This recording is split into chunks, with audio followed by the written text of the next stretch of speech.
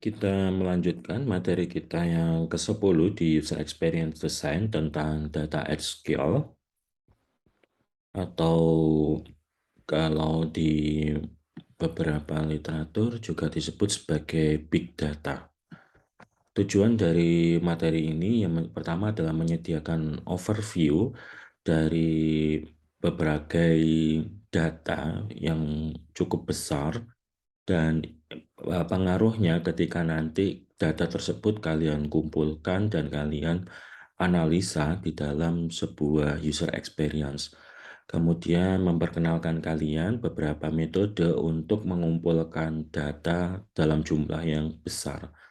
Kemudian mendiskusikan bagaimana nanti data tersebut dapat berguna untuk pengembangan user experience. Kemudian mereview beberapa metode dan visualisasi serta mengeksplor data dalam bentuk yang sangat besar. Juga memperkenalkan beberapa prinsip dan etik tentang data ketika kalian menggali data tersebut dalam jumlah yang sangat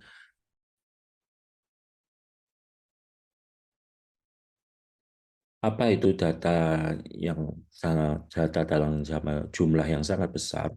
Data at scale atau biasa diketahui juga sebagai big data itu merupakan sebuah mendeskripsikan sebuah angka, kemudian gambar seseorang, kemudian tempat atau benda, percakapan, rekaman suara, data sensor, dan masih banyak lagi.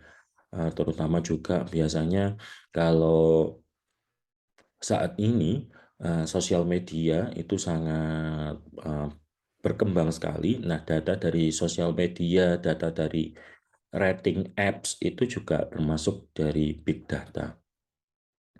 Kemudian karena jumlah datanya yang sangat besar, itu dia berpotensial untuk menyelesaikan permasalahan-permasalahan yang mungkin saat ini belum bisa diselesaikan karena kita tidak mengetahui pola dari kegiatan tersebut atau pola dari data tersebut, sehingga dengan adanya big data kita bisa mengetahui bahwa eh, terjadi suatu aktivitas itu berdasarkan pola tertentu.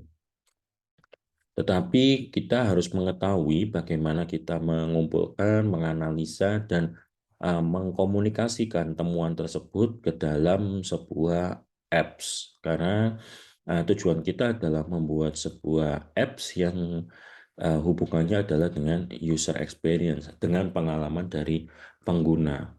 Kemudian juga yang menjadi isu di dalam data at scale atau big data itu ada privacy, privasi dari seseorang. Nah, ini yang mungkin nanti juga akan kita perhatikan di akhir, bagaimana nanti kita secara etik itu bisa tetap memperhatikan privasi dari seseorang.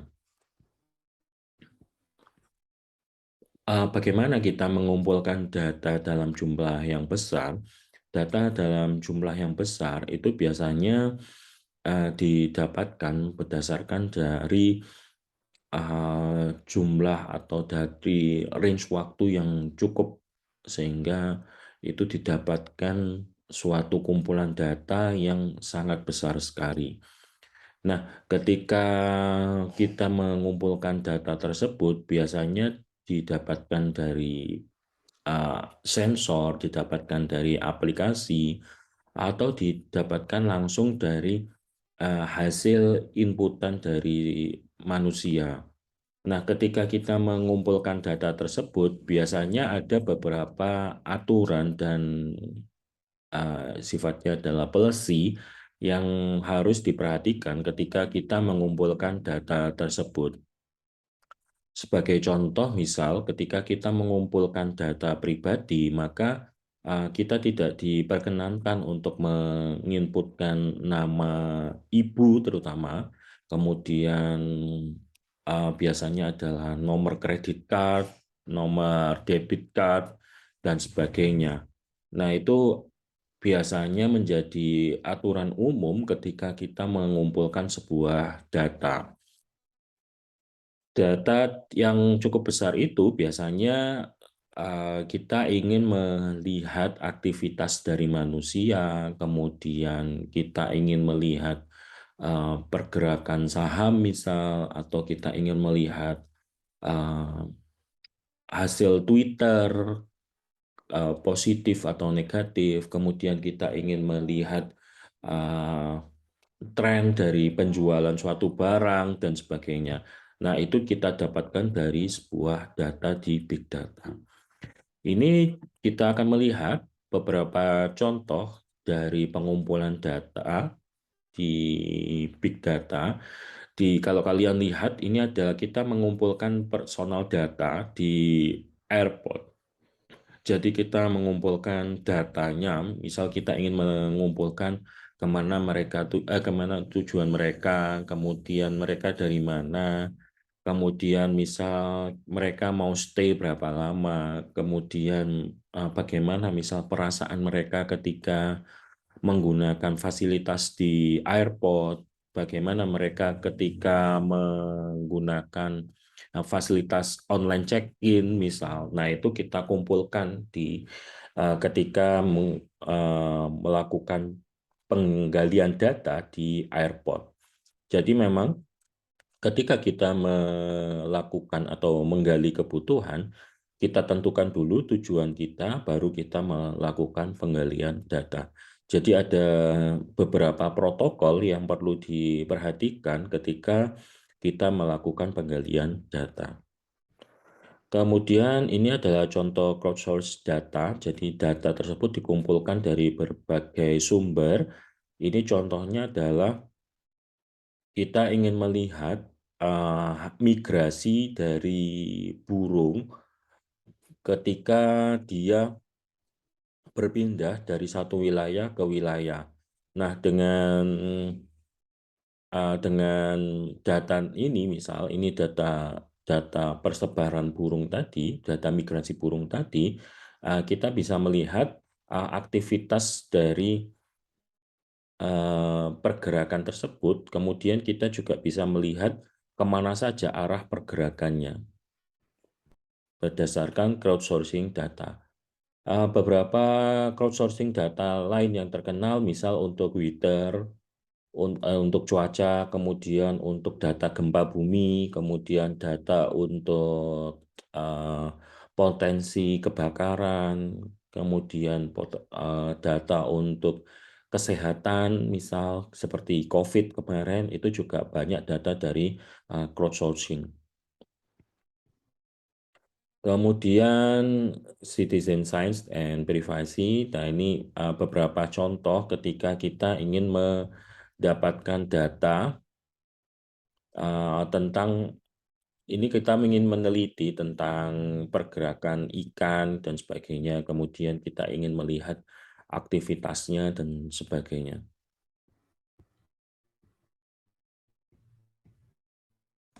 Beberapa data itu juga divisualisasikan menggunakan dashboard. Ini contoh ketika dashboard tersebut ditampilkan.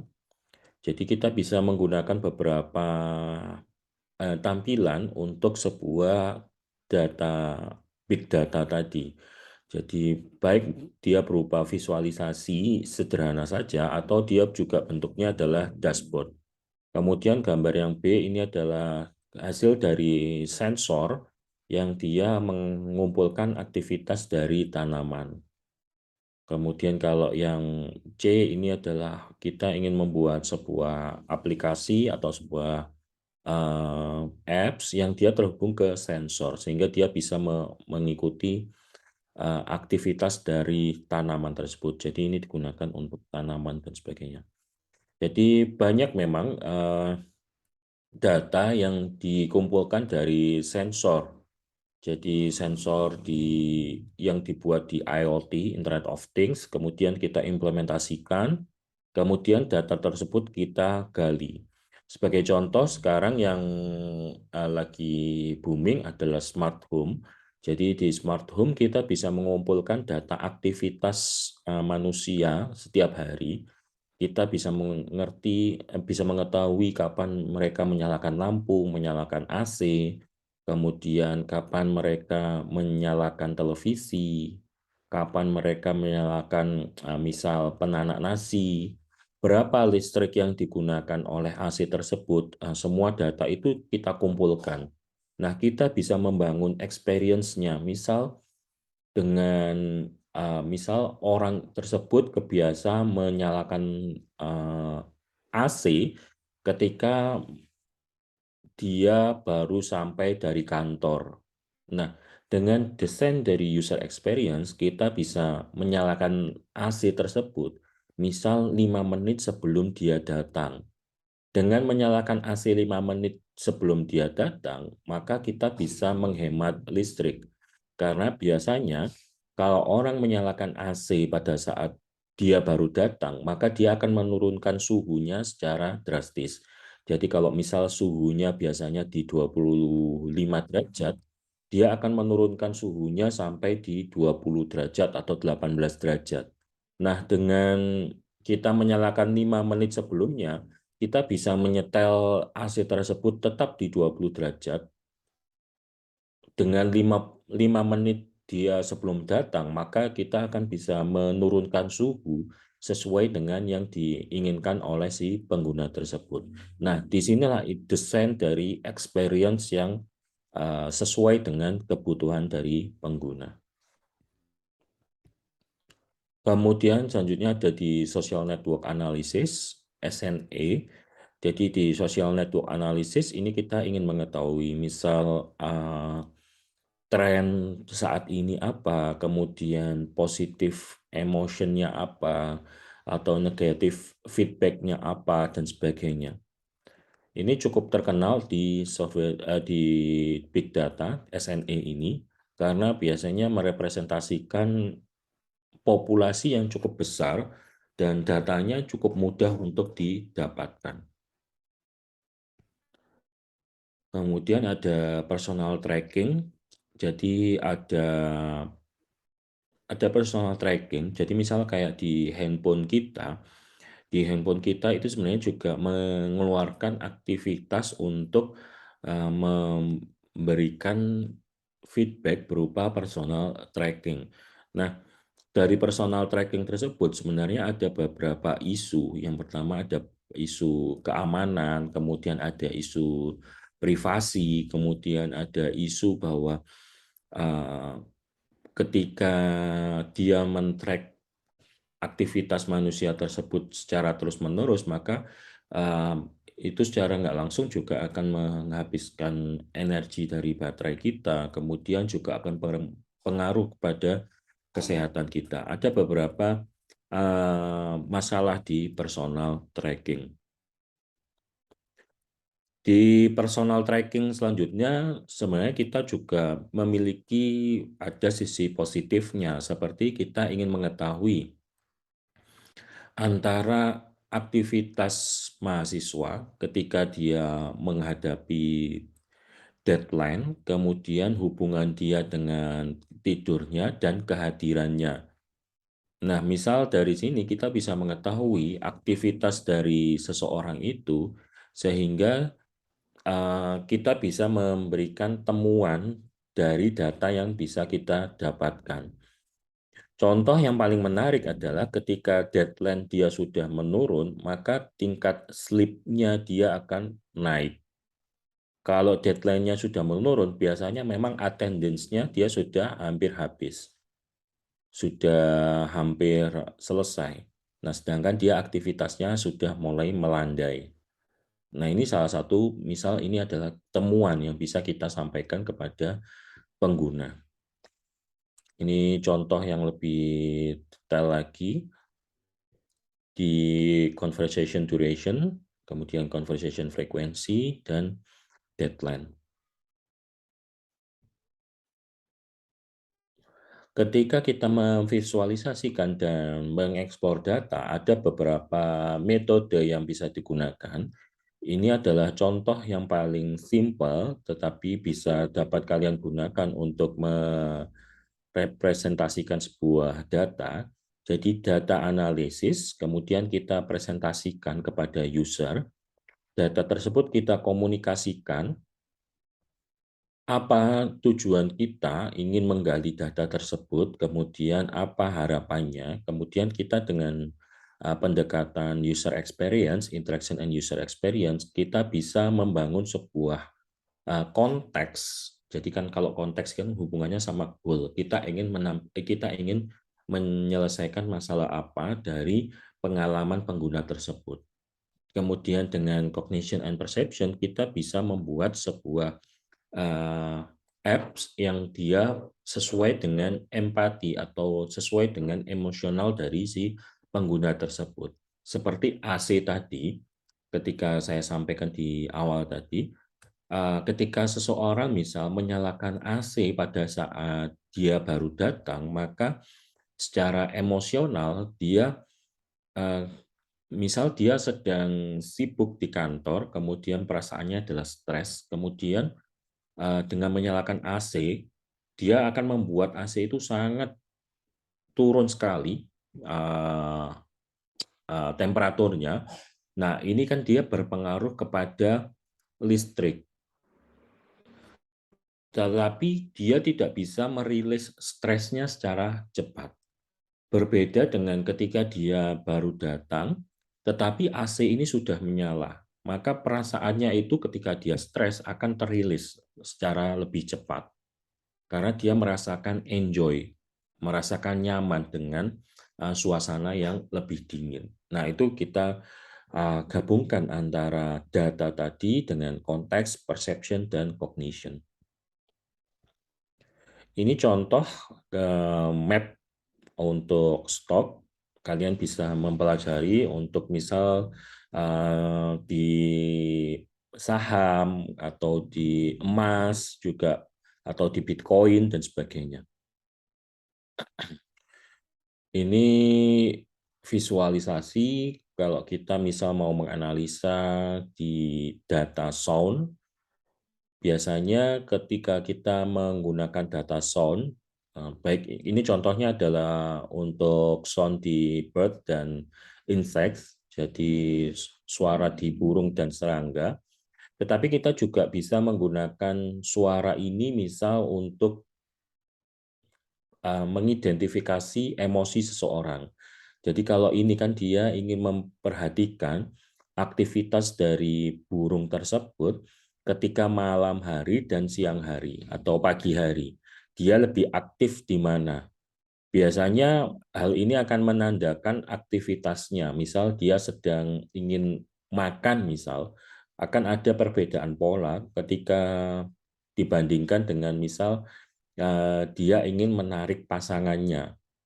Nah, ini juga bisa kita gunakan untuk manusia.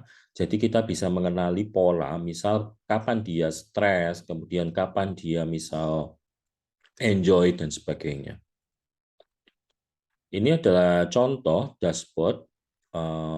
Kita ingin menunjukkan data menggunakan dashboard. Ini pakai apps Zoho.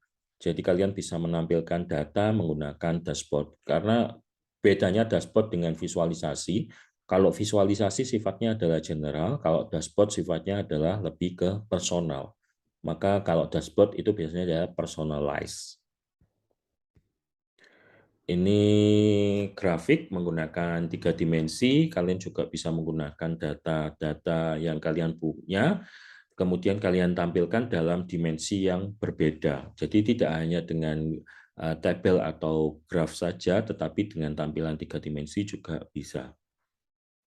Ini contoh dashboard, ada beberapa kriteria, ini ada strategic decision making, quantified self, kemudian static, kemudian static organizational, decision making, communication, dashboard evolve, dan sebagainya. Ini contoh implementasi dashboard pada berbagai kriteria yang ada di data big data. Kemudian ada juga weather data, ini untuk menampilkan data. Kemudian ini ada beberapa visualisasi. Yang pertama ini untuk menampilkan, sebenarnya sama-sama menampilkan data kelelawar, tapi kalau yang ini berdasarkan peta pergerakan, kalau ini berdasarkan suaranya. Kemudian ini contoh data konsumsi energi yang ada di building, di bangunan, dan sebagainya. Kemudian juga ada data face tracking. Jadi data face tracking ini untuk menampilkan aktivitas wajah. Jadi biasanya digunakan di market, jadi digunakan di pasar, di swalayan dan sebagainya untuk mengetahui aktivitas apa saja yang dilakukan oleh user tersebut, kemudian dihubungkan dengan penjualan atau pembelian sebuah produk dan keterkaitan dengan membeli produk yang lain. Nah, ini biasanya kita menggunakan adalah face tracking. Yang terakhir adalah data etik. Ini contoh data etik. Kita ada istilah FATE, FATE, fairness, accountability, transparency, sama explainability. Nah, ini adalah contoh dari data etik yang sederhana yang mungkin bisa kalian gunakan. Selain juga ada banyak data etik lain ketika kalian menggunakan data tersebut. Nah, ketika kita menggunakan etik tersebut, kita memastikan bahwa pengumpulan data itu bisa dipertanggungjawabkan. Kemudian pengambilan data itu bisa terukur dan terarah. Itulah tujuan dari data etik. Kesimpulan dari materi ini, pada materi ini kita mendiskusikan bagaimana kita mengumpulkan data, menganalisa, kemudian mengkomunikasikan, dan sebagainya. Data big data itu tidak hanya data kuantitatif saja, tetapi juga bisa berupa data kualitatif. Berbagai cara untuk mengumpulkan data itu juga banyak sekali, mulai dari sensor, sosial media, dokumen, facial recognition, sound, voice, dan conversation, dan sebagainya. Nah, ketika kita mengumpulkan data tadi, ada beberapa teknik dan beberapa etik ketika kita mengumpulkan data tersebut, baik dari kuantitatif maupun kualitatif, caranya akan berbeda-beda. Jadi pastikan kalian mengerti tujuan dari kalian mengambil data tersebut.